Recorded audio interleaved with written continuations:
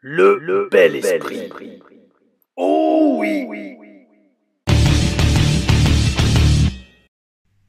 Oh oui, oh oui, mes amis, bienvenue dans l'épisode 139 des TLR Reviews. Oh oui, pour le deuxième épisode dans la reprise des reviews des shows AEW All Elite Wrestling, AEW Dynamite Beach Break du 14 mai 2025 depuis Chicago dans l'Illinois. Alors, mes amis, la semaine dernière, la reprise des shows AEW a été une agréable surprise, comme à chaque fois que je reprends les shows AEW après un petit break, ou parfois un long break même. Est-ce que cette semaine ça a été le cas? Est-ce que ça a été encore le cas? Est-ce que le show a été excellent? Eh bien oui, oui, un excellent show AEW que j'ai eu beaucoup de plaisir à regarder, même si c'était en accéléré. Et oui, mes amis, il est 7h11, 7-Eleven, c'est le nom d'une chaîne de magasins aux États-Unis ou au Canada, je sais plus, 7-Eleven. Magasins qui sont ouverts, des sortes de petites stations-service ouvertes de 7h jusqu'à 11h. Ben là, moi, je suis pas ouvert de 7h jusqu'à 11h, mais je fais les reviews à 7h11. Oh oui. Et donc, alors, dans ce Beach Break, est-ce que je commence la review direct ou je vous annonce que j'ai tourné? Bah allez, je vais le faire. J'ai tourné hier soir, je suis trop content. Oh oui, les énergies étaient au rendez-vous. J'ai réussi. Alors oui, j'ai réussi parce que c'était un mini exploit en soi. J'ai réussi à tourner la TLR Stories toute ma carrière en manager à WWE NXT. Eh ben, croyez-moi mes amis, j'avais pas prévu qu'elle dure autant. À la base, tous les petits segments manager, parce que c'est des petits segments à chaque fois, la plupart ne font que 1 minute, 1 minute 30. La vidéo en elle-même de toutes ces séquences mises bout à bout faisait 40 minutes, 43 minutes. Et je me dis, bon allez, je vais accélérer, je vais faire une courte intro et après on va les regarder comme je fais une TLR AM, analyse de match, ou une TLR Stories, Impact. Et ben non, en fait, il y a eu tellement de commentaires, il y a eu tellement de backstage stories sur chaque segment. Je vous explique comment on m'a annoncé que j'allais faire ça, comment on m'a annoncé que j'allais faire mes débuts à la télé à NXT, comment les scripteurs comment se passe l'enregistrement d'une pre-tape, c'est-à-dire un segment qu'on filme dans l'après-midi mais qui est diffusé après pendant le show. Waouh, en fait finalement la vidéo elle va faire, j'ai calculé hier, j'étais au téléphone avec Brenda et j'ai calculé hier, en fait la vidéo va faire 1h17.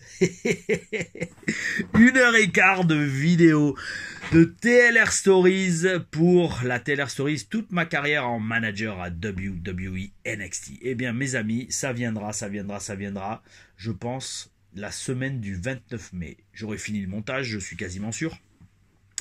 Et cette semaine-là, eh bien, je ferai peut-être un break des reviews AEW et de SmackDown aussi, parce que je serai avec Brenda. Et après, il y a un show TPW le 1er juin.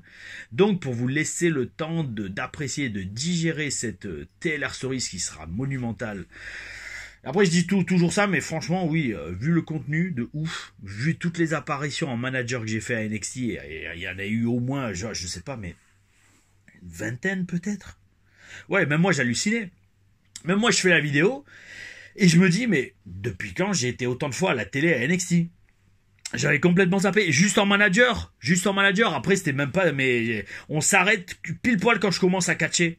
Donc ça fait presque 1 an de télé en manager et c'est vrai qu'au final je me fais wow, ben, j'étais vraiment beaucoup et surtout à chaque fois c'est des promos, au micro, c'est excellent. Et donc comme je dis, oui alors chaque fois je dis ça, mais non là franchement ça va être probablement une des meilleures vidéos que j'ai jamais faites, voire la meilleure TLR Stories qu'on ne verra sur la chaîne, en tout cas jusqu'à présent, parce qu'après je ferai aussi toute ma carrière en catcheur à NXT.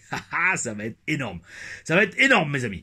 Mais en attendant cela, eh bien nous faisons la TLR Reviews numéro 139 et dans ce Dynamite Beach Break, on commence direct par du catch. Ouh, que ça fait du bien. Le show qui commence direct avec du catch, mes amis. Et ce match, et en plus, quel match. Un match en équipe entre Will Ospreay et Hangman Page contre Josh Alexander et Konosuke Takeshita. Alors déjà, tout de suite, on commence par le côté international de ce match. On a alors Ospreay, il est anglais ou australien? Je crois qu'il est anglais, oui, anglais. Hangman Page, américain. Josh Alexander, canadien. Et Konosuke Takeshita, japonais. Oh oui.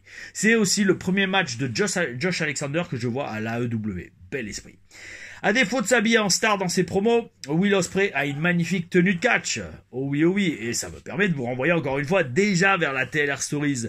Ma carrière en manager à NXT, toute ma carrière en manager à WWE NXT, parce que vous verrez les looks que j'avais, même moi j'ai explosé de rire sur certains looks. Waouh. Si on devait mettre dans le dictionnaire comment s'habiller comme une star quand vous ne l'êtes pas vraiment encore, eh bien on mettrait une photo de Sylvester Lefort, je vous le garantis mes amis.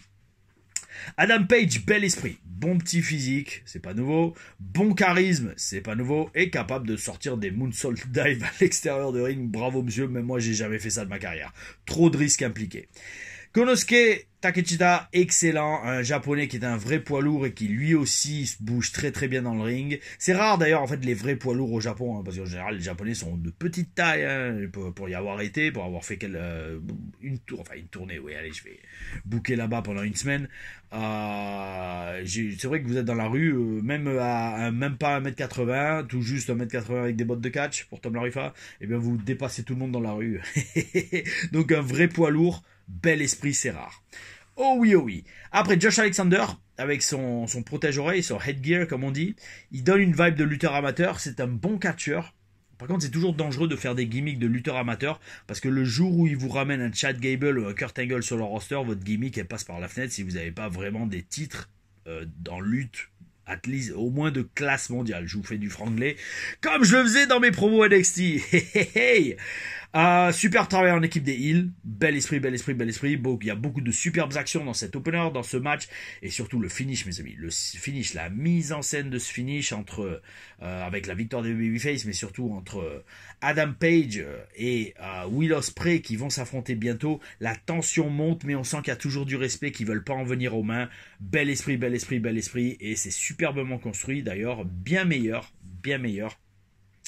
que la plupart des storylines que je vois à la WWE. Alors, il y a une part de moi qui se dit chaque fois que je regarde la AEW, j'ai envie d'arrêter de faire des comparaisons avec la WWE, mais je peux pas m'en empêcher vu que je fais 2 reviews par semaine de WWE.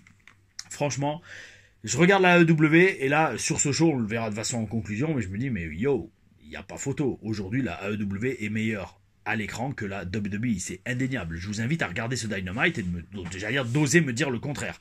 Et on va essayer d'analyser pourquoi dans le reste de cette TLR review, mes amis. Mais avant ça, une petite gorgée de café parce que oula, réveillé à 5h30, mes amis. Oh, je fais une grosse prise de masse en ce moment avec mon coach de muscu qui était gladiateur dans l'émission Gladiators de TF1 il n'y a pas longtemps. Mais prendre le petit-déj, waouh, j'avais perdu l'habitude, parce que ça faisait pendant 6 mois, quasiment plus de 6 mois. De septembre à mars, oui, que j'ai commencé avec Tommy Machine Gun sur Instagram, qu'on peut voir des fois dans mes stories. Je lui fais faire du catch, moi, à la fin des entraînements muscu. D'ailleurs, ça nous flingue. On se flingue tellement à la muscu qu'après terminer avec quelques roulades et des prises de catch, waouh. Parce qu'il a le physique pour en faire. Mais bref, ça pour dire, pendant 7 mois, j'ai passé mes journées à aller m'entraîner à jeun le matin sans rien dans le bide, ce qui était pas mal, mais que le coach m'a fait, ouais, non, mais si tu veux prendre de la masse, faut arrêter de faire ça. Donc oui, c'était super pour sécher, mais voilà. Ouais, prendre le petit déj le matin, j'ai plus l'habitude, Enfin, ouais, surtout quand je m'entraîne juste après pour la muscu. Mais là, non, c'est pas le cas. Je fais la télé reviews. Oh oui, parce que j'irai à la muscu ce soir avec lui. Ah, bel esprit. Donc, bref. Review AEW. Et donc, après ce match opener, on a direct un autre match entre Ricochet. Alors là, Zach Gowen, catcheur unijambiste à une seule jambe. Il s'est fait amputer une jambe suite à un cancer, je crois. Si je dis pas de bêtises, Zach Gowen est toujours en activité. Et là, je dis wow, parce que monsieur, je le regardais catcher à SmackDown contre Brock Lesnar il y a 20 ans quasiment. Donc, bel esprit. Énorme parce que son style est unique. Et il gère très très bien. Il gère très très bien son handicap, entre guillemets, si on peut appeler ça comme ça. Et parce qu'aujourd'hui, il faut faire gaffe à tout ce que vous dites. J'ai même pas envie d'en rire. Après, c'est toujours dur de vendre le fait qu'un mec à une seule jambe peut vraiment vous mettre en difficulté. Quand vous en avez 2. Désolé, c'est les lois de la nature. Moi, si demain on me fait Tom, t'as un match contre un mec qui a qu'une seule jambe, première question que je vais me poser, c'est ok, comment je rends ça crédible? Parce qu'un mec qui a une seule jambe, vous lui rentrez dedans à 2 jambes, à 2 bras, vous jetez dessus, son équilibre est pas aussi stable qu'un mec qui a 2 jambes. Donc il faut rendre cela crédible. Il faut raconter une bonne histoire. D'ailleurs, c'est un peu comme les matchs intergenres. Mais même intergenre aujourd'hui, j'ai presque envie de dire, ça veut presque plus rien dire. Intersexe alors à la limite, bref, un match entre un homme et une femme et un homme qui a été homme depuis sa naissance et une femme qui a été femme depuis sa naissance. Aujourd'hui, le genre de truc qu'on est obligé de dire pour essayer j'allais dire, de froisser les égos ou les santé mentales de personnes. Le truc, c'est quand vous avez eu de la testostérone dans le corps depuis quasiment pas votre naissance, mais depuis la puberté et naturellement. Et que vous affrontez une personne qui n'a jamais eu de testostérone dans le corps, ou alors qui en a eu. Enfin bref, c'est nimp. Donc bref, ça pour dire les matchs intersexes, enfin un homme contre une femme, allez, on va rester simple. Pareil, il faut rendre ça crédible. C'est dur parce que vous voyez, c'est comme si vous mettez Mike Tyson contre la meilleure boxeuse biologiquement, voilà, c'est le terme, biologiquement féminine dans le ring, mais Mike Tyson il la défonce. Pourquoi je dis Mike Tyson? Je pourrais prendre n'importe quel autre boxeur, mais Mike Tyson est la référence de la boxe en fait, dans l'inconscient des gens. Mettez Mike Tyson contre la meilleure boxeuse biologiquement féminine du monde, mais Mike Tyson la tue, il la défonce en quelques secondes. Donc il faut toujours rendre crédible ce genre de match, mes amis. Et donc tout ça pour dire, Ricochet et Zach Gowen, et ben franchement le match était vraiment bien construit. Même si la fin était un peu bizarre, vous allez voir pourquoi. Pourquoi? Parce que Ricochet se trouve vraiment bien en heel. On sent qu'il s'amuse. Et il se moque même du fait que Zach Gowen n'a qu'une seule jambe en essayant de faire le figure 4. Bel esprit. Et pourquoi ça passe? Parce que Zach Gowen en babyface, pareil, ça passe naturellement. Et ça passe super bien. Le mec se débrouille super bien. Il sort un moonsault de la troisième corde. Bel esprit. Franchement, très bel esprit ce match. C'était une agréable surprise. Juste par contre, la structure du match est bizarre. Pourquoi? Parce que sur la fin, Zach Gowen va se dégager d'un springboard 450. Il va se dégager juste après d'un shooting star press. Et par contre, il se fait battre par une corde à linge. Certes, après avoir loupé son moonsault, j'ai envie de lâcher un row, mais wow, je sais pas si c'est un row ou si je vais gerber. Il rate son moonsault à la troisième corde, mais c'est une corde à linge qui le fait rester au sol. Weird. Même sur les TLR Stories, on voit les TLR AM, je veux dire, on voit pas des matchs montés bizarrement comme ça. Bizarre. Mais en attendant, ça restait un très bon match et c'était très divertissant. Après ça, mes amis, il y a un tag team match entre The Hurt Syndicate et Top Flight, un match très très rapide, victoire facile du Hurt Syndicate, et après il y a pas mal de promos, notamment les autres équipes qui veulent leur chance au titre de Hurt Syndicate, mais surtout MJF qui est appelé sur le ring par MVP, parce que alors là, j'ai pas trop suivi parce que MJF depuis quelques mois, si j'ai bien compris, voulait rejoindre le Hurt Syndicate, mais la décision se faisait attendre, et là, alors que MVP lui dit tu vas enfin avoir la réponse à ta question, MJF a un peu peur. Et au final, non, il est accepté dans le groupe. Oh oui. Alors, comme je vous dis, j'ai pas trop suivi. Si vous voulez bien me dire dans les commentaires pourquoi MJF voulait rejoindre le Hurt Syndicate. Alors, ok, il domine. Mais pourquoi un mec comme MJF, qui est quand même un pleutre, un heel, un couard, pourquoi il veut rejoindre ce groupe qui est un peu des babyface? Expliquez-moi, s'il vous plaît, mes amis. En attendant, ça lui file une storyline à MJF qui est très talentueux. Et Shelton Benjamin, MVP et Bobby Lashley, il n'y a qu'une seule chose à dire à eux. Les mecs, ils ont le mot superstar, ou en tout cas bigger than life star, écrit partout sur eux, comme on dit en anglais. Putain, je fais du franglais. Parce que je pense, j'ai été tellement dans mes promos manager hier, en tournant la TLR Stories manager, que je suis encore en mode franglais. Enfin bref. En tout cas, MVP, Benjamin et Lashley. Alors c'est Shelton Benjamin ou Benjamin Shelton? Comme l'a appelé, je crois, Hulk Hogan. Ah là là, ce sont des vrais superstars. Hein. Ils ont des looks, ils ont le physique, ils ont la présence. Oh oui, bel esprit. Et ils sont bien habillés dans leur promo.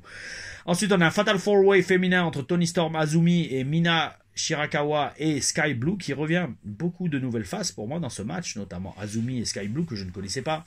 Mina Shirakawa, je la connaissais pas mal dans les promos backstage, mais jamais vraiment en action. Oui, elle nous donnait de très bons segments backstage avec pas Timeless Toni Storm, mais avec waouh, j'ai oublié son nom. Maria May, oh oui, et pas Avril, Marie Avril et Maria May. Un vent de fraîcheur, et c'est super de voir ce nouveau visage. Pourquoi? Enfin, voilà pourquoi la EW est bien plus agréable. Je veux dire pas meilleure, mais bien plus agréable que la WWE, parce qu'il y a toujours, parce que je vais dire because, mais ouais, je suis vraiment en mode franglais, qu'est-ce qui se passe? Parce qu'il y a toujours de l'imprévu. Il y a toujours de l'imprévu. Chaque semaine, vous allumez la télé, vous savez pas qui vous allez voir en action, et ça c'est bel esprit. Alors qu'à la WWE, par contre, vous savez de A jusqu'à Z tout le roster de Raw et SmackDown, et c'est toujours les mêmes têtes. Donc, je disais, Sky Blue est de retour, apparemment une blessure au genou, bravo à elle, même si sa coupe la coupe de sa tenue n'est plus aussi révélante, revealing qu'avant. Un match rempli d'action, bel esprit, avec 4 femmes très talentueuses. Mina Shirakawa bat Toni Storm et aura sa chance à Double or Nothing pour le titre. Après ça, il y a Mercedes Moné qui attaque Azumi, parce qu'elle a perdu un titre New Japan, si je dis pas de bêtises, contre elle, et Jamie Hayter vient attaquer Mercedes Moné, là aussi. Cette ambiance d'imprévu, bel esprit, c'est toujours top dans le catch. On sait jamais ce qui va se passer, on sait jamais comment ça va être booké. Alors qu'à la WWE, les shows sont bookés de façon carrée, à un tel point que c'en est à la fois prévisible, et de plus en plus boring, comme beaucoup me le disent dans les commentaires. Après, on a une promo dans le ring entre Nigel McGuinness et Danny Garcia. Alors, en parlant de ne pas s'habiller en star, ok, Nigel McGuinness, légende du business, mais le mec commente les shows avec un polo bleu ciel. Sans costard. Fuck, moi si je commentais les shows, mais j'aurais un costard à paillettes, les amis. Et des lunettes de soleil. Wow. Danny Garcia aussi dans le ring. Alors le mec, Danny Garcia, il me fait rêver. Alors je sais pas pourquoi la WWE avait un intérêt en lui il y a encore quelques mois. Sûrement pour voler les stars montants de la AEW. Mais le mec, il ressemble au gars typique qui va à la salle de muscu. Voilà. Point barre. Le petit jeune qui veut rester in shape et qui va à la salle de muscu. Il a un petit survêt. Alors je crois que c'est quoi? C'est pas Sergio Tacchini. C'était, je sais quoi, c'est la marque de son survêt. J'ai pas trop vu. Un petit survêt noir, un t-shirt blanc. Ok.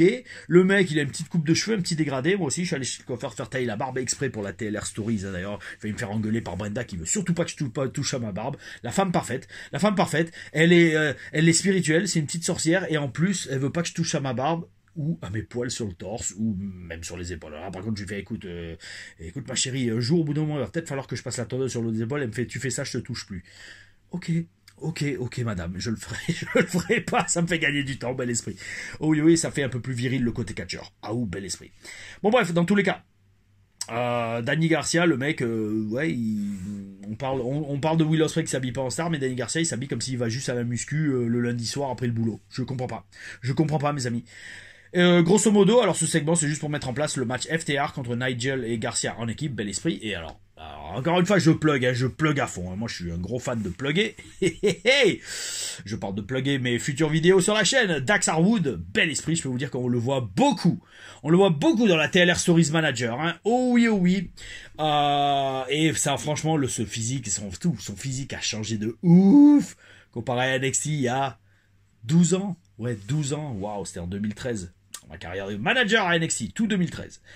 Et avant cela, mes amis, par contre, n'oublions pas, il y aura la TLR Stories, toute ma carrière en manager à NXT, mais avant cela, vendredi à 18h, demain à 18h, la TLR Stories, je me pisse dessus à cause de Jeff Hardy, à TNA Impact. Oh oui, c'est demain à 18h. D'ailleurs, faut que je l'uploaderai ce soir, mes amis. Et enfin, on arrive au main event, un Steel Cage match entre Samoa Joe et Jon Moxley. Alors, un match violent comme il fallait s'y attendre.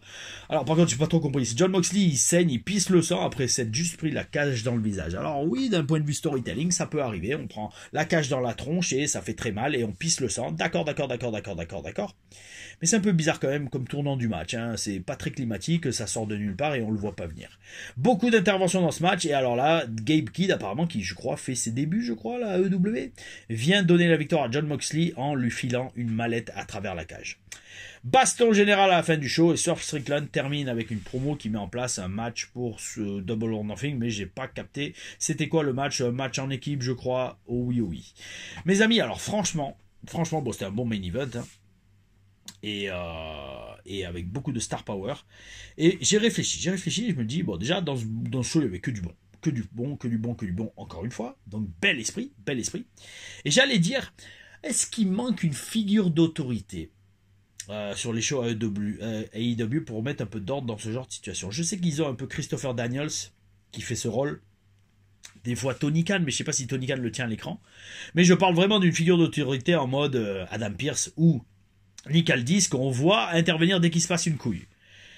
Et je me dis, est-ce qu'il manque cette figure d'autorité à la AEW, même si je redis, Christopher Daniels remplit ce rôle, je crois, si je dis pas de bêtises, mais la preuve, ça fait 2 semaines que je regarde AEW Dynamite, 2 semaines que je vois pas cette personne. Ou alors oui, si je l'ai vu, c'était très rapide.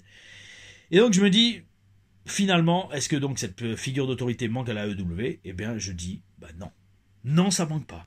Pourquoi? Parce qu'au final, si ça était le cas, si c'était le cas, eh bien, ça ferait que AEW et Dynamite ne seraient qu'un autre énième réchauffé de ce qu'on voit à la WWE et on n'en veut pas.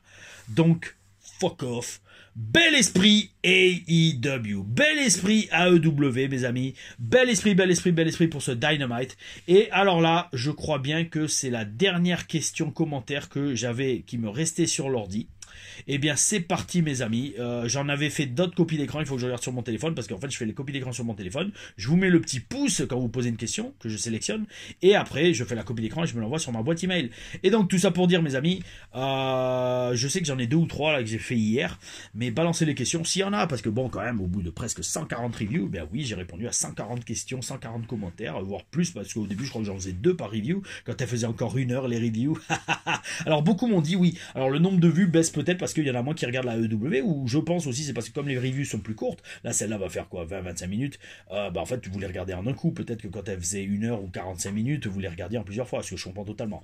Donc voilà, donc bref, dans tous les cas, si vous avez des questions, continuez mes amis, balancez-les, j'arrêterai d'y répondre en commentaire, parce que certains j'y réponds en commentaire, comme vous le voyez, s'il y a le cœur, c'est que j'ai lu votre commentaire, hein, là-dessus je suis toujours fidèle à la tradition, et j'espère le rester, même quand j'aurai 100 000 abonnés, ce qui va mettre du temps, mais c'est pas grave. Le temps, j'allais dire le temps c'est de l'argent, oui dans un sens, mais c'est surtout lentement mais sûrement. Ce business de YouTube, mais du catch tout simplement, c'est un marathon, c'est pas un sprint. Oh oui, oh oui. Et donc, alors, ce commentaire sélectionné, ce dernier que j'avais sur l'ordi, était d'un habitué. Un participant à la chaîne qui fait souvent des commentaires de qualité. Manu Bomba 69. 69, très intéressant comme chiffre et très agréable à faire avec sa petite amie. Alors, tu me dis, j'ai une question qui va te chauffer, mais quand même, j'ose. Dave Meltzer a mis 2 fois 5 étoiles à Ospreay dans la même soirée. J'adore Ospreay, les matchs sont bons, clairement, mais le mec, chaque match qu'il fait, désormais, c'est 5 étoiles, dont 3 fois dans l'année contre Fletcher. Pour le premier match de la soirée, il a fait un blade job inutile après une chute sur la barrière. Burke, en parlant de blade job inutile, dans le Steel Cage match, peut-être, avec John Moxley et Samoa Joe. Et bref, comment Dave Meltzer peut prendre autant les gens pour des cons avec ses notations? Comment à sa place tu imagines ces notations qui malgré tout font un peu référence quand même? Désolé encore pour la question, mais j'aimerais vraiment avoir ton point de vue plus froid d'un insiders. Ok frérot, alors je vais te répondre. Alors il y a 2 questions déjà. Comment est-ce que Dave Meltzer peut prendre autant les gens pour des cons avec ses notations? Alors c'est une très très bonne question. Je pense que c'est dû au fait de la culture internet. Culture internet, vous mettez une personne devant un écran avec une caméra et le mec se pose en expert et il peut duper énormément de gens. Alors pas les duper en mode tout le monde a le droit d'avoir son opinion et de se filmer pour la dire. Ça c'est la base, c'est la base d'internet, hein, j'ai envie de dire.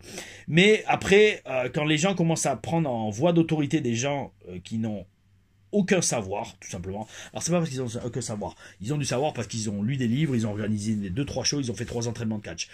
C'est pas trop ça le truc. Le truc c'est déjà c'est l'emballage. Si l'emballage est très bien fait, croyez-moi, vous pouvez avoir l'air très pro. Je vois par exemple un mec comme Squeezie ou quoi. Il fait des vidéos de qualité, ben, en fait heureusement qu'il y a la qualité de production derrière, mais il y a toute une boîte de prod les gars, en fait franchement vous savez j'ai fait beaucoup de vidéos des youtubeurs, hein, les mecs ils ont des boîtes de prod, hein, ils ont des boîtes de prod, ils ont des studios, ils ont des équipes avec 15-20 caméras, c'est un truc de ouf, c'est mieux que de la télé en fait, c'est littéralement mieux ou quasiment comme de la télé, hein. Donc là-dessus, si vous êtes un peu professionnel, vous pouvez faire croire ce que vous voulez aux gens, si vous vous posez en expert. Donc comment il peut prendre autant les gens pour des cons avec ses notations, pas juste son avis, mais au final c'est son avis à Dave Meltzer qui souvent c'est de la MERDE. Ben, en fait, je te dis, c'est la culture internet. C'est les jeunes qui sont sur internet, et ils vont avoir tendance à écouter des voix d'autorité sans même savoir que ces mêmes voix d'autorité soit s'en bat les steaks, leur chie dessus, et pour eux, leur public c'est juste un gagne-pain, c'est juste une façon de gagner la vie, parce que croyez-moi, je l'ai déjà entendu ça dans le business.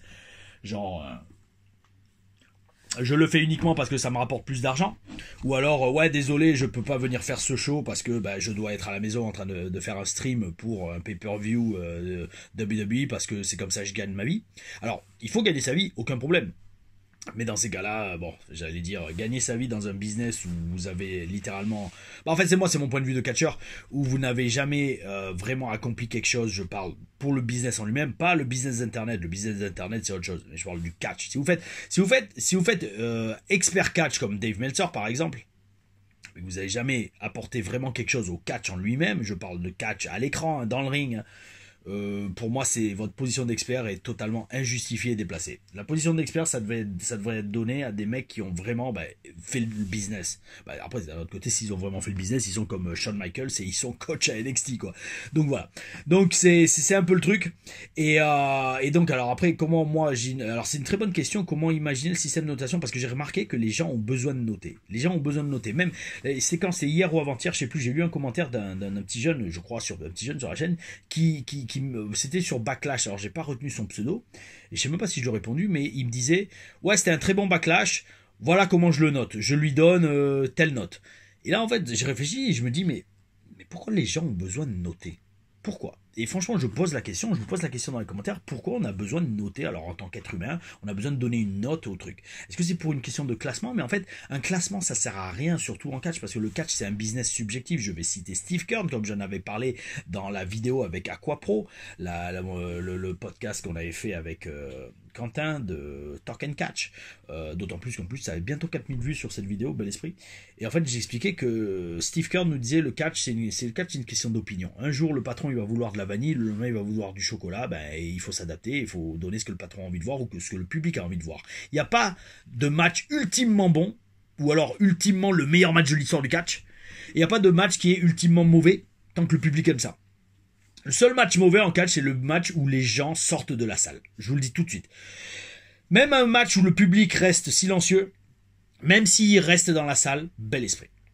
Le seul mauvais match en catch, c'est deux choses. C'est soit le match qui, les gens le voient sur l'affiche et il n'y a absolument personne, je dis bien personne, qui rentre pour payer sa place pour venir voir ce match ou ce show, où ce match est mis en avant, ou alors c'est le match où les gens se lèvent et quittent la salle. Ça, c'est un mauvais match. Et ça peut arriver soit parce que le match est pourri, vraiment pourri, et alors les gens ils se disent, bon allez, je me fais insulter là, je regrette d'avoir payé pour voir ça, je me barre, ou alors parce que c'est trop violent, parce que j'y ai pensé. Vous savez, moi, pourquoi j'ai jamais fait aussi de blade job pour l'instant en catch, parce que je catch toujours devant des publics de famille, et je veux pas choquer les jeunes et les enfants et les parents à dire, oula, j'ai pas payé pour venir voir du sang, je sors. Ça arrive des fois quand vous faites du blade job ou que c'est accidentel. Moi, ça m'est arrivé une fois sans faire exprès de saigner, et j'ai eu en retour, j'ai pas aimé ce match parce que c'était trop violent. Et là, ça m'a fait réfléchir, je fais, ok, c'est pas fait exprès, hein. C'est juste que je m'étais ouvert le côté de la tête et ça saignait. Bon, ça pissait pas le sang, mais quand même, j'avais du sang sur le visage et les gens ont été choqués. Et donc voilà. Donc en fait, alors, c'est pas du tout la question, mais tu vas comprendre pourquoi je te dis ça. En fait, noter un match,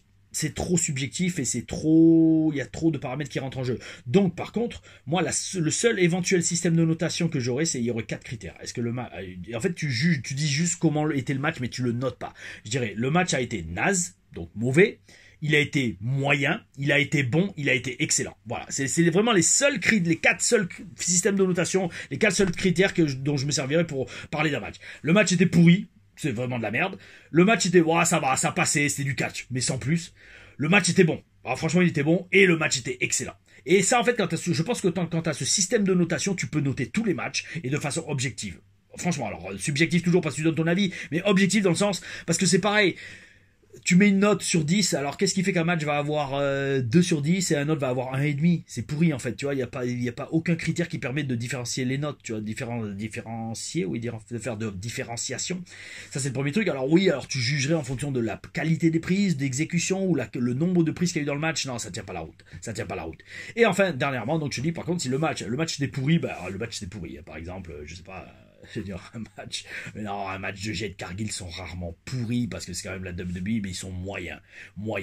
Un match pourri, ça aurait été quoi? Ça aurait été quoi récemment à la WWE ou à AEW? C'est surtout sur les indies qu'il y a des matchs vraiment pourris. Après, il y a donc le match moyen. C'est des matchs de Jade Cargill, par exemple. Ouais, c'est moyen, c'est bien, mais c'est moyen. Il manque quelque chose. Après, il y a des matchs bons, ou alors très bons, comme la plupart des matchs qu'on voit à la télé, WWE ou alors AEW, et après il y a les matchs excellents. Les matchs excellents, c'est les matchs genre WrestleMania qui vous font chialer. Ça, c'est les matchs excellents. Franchement, Manu Bamba, dis-moi ce que tu penses de ce système de notation. Et vous tous sur la chaîne, dites-moi ce que vous en pensez. Et commentez les amis, commentez, likez, partagez, parce que là j'ai plus de questions. C'était la dernière. C'est la dernière, et là écoutez bien.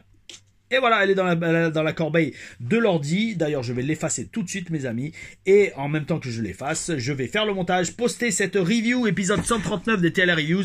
Et mes amis, rendez-vous demain pour la TLR Stories. Je me pisse dessus à cause de Jeff Hardy. Oh oui. Et la review de SmackDown sera ce week-end, sûrement dimanche. Parce que je catch à Malte et je pars justement demain après-midi. Et donc je pense pas que je vais emmener l'ordinateur parce que j'aurai pas le temps de la filmer et de la poster. Je sais même pas si j'aurai de connexion internet là-bas.